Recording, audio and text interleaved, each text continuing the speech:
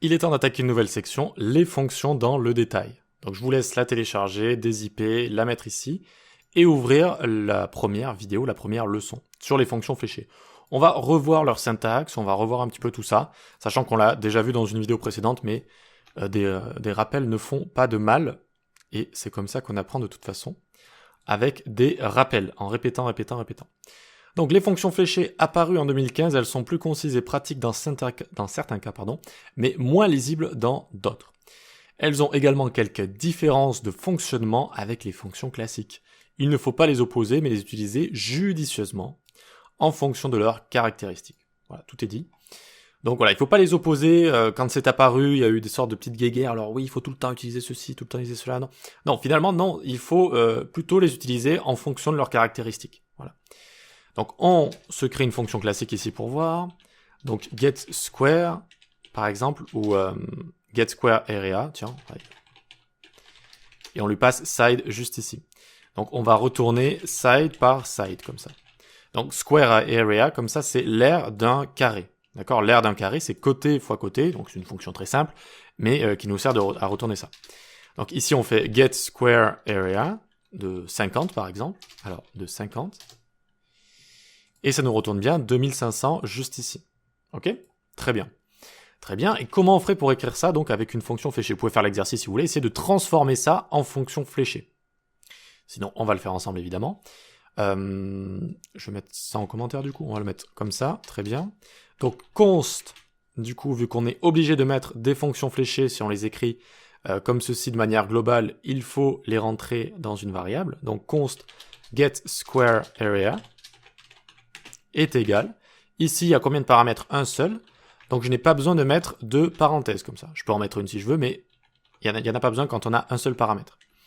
Et je vais avoir qu'un seul return, donc j'ai pas besoin de faire return side par side.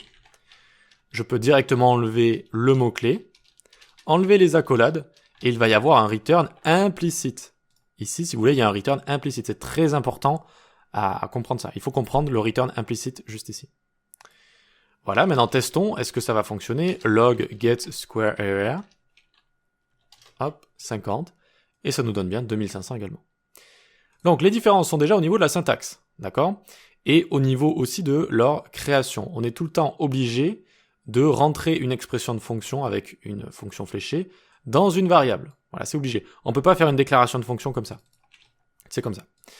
Ok, très bien. Ensuite, quand on a un seul return, et on peut directement utiliser la fonction, la syntaxe raccourcie. La syntaxe raccourcie avec un return implicite. Et quand on n'a qu'un seul paramètre, on n'est pas obligé de mettre des parenthèses. Les parenthèses, c'est seulement si on a plusieurs paramètres. Donc on peut l'enlever comme ça pour faire quelque chose de super raccourci comme ça. Voilà. Alors, voyons voir les paramètres. Donc il y a des différences aussi avec le mot-clé this, mais on en parlera quand on parlera du mot-clé this. Ok.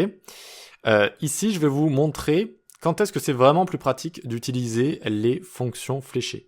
Et c'est notamment avec les fonctions callback. Et on verra les fonctions callback dans la prochaine vidéo en détail.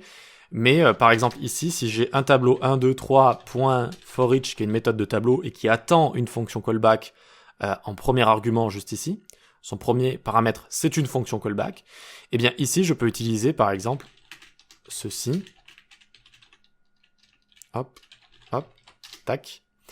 Et donc là, vous voyez que j'écris les différents items de mon tableau. Et ce que j'ai utilisé là, c'est une fonction fléchée.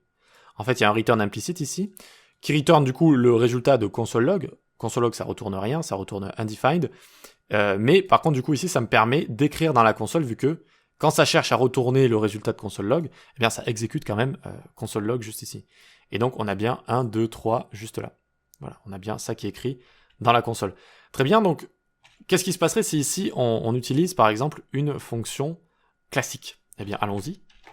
On peut le faire également, hein. Sauf qu'ici, on va faire function, mot-clé function, le paramètre, les accolades, et ici, donc, je return l'exécution du console log.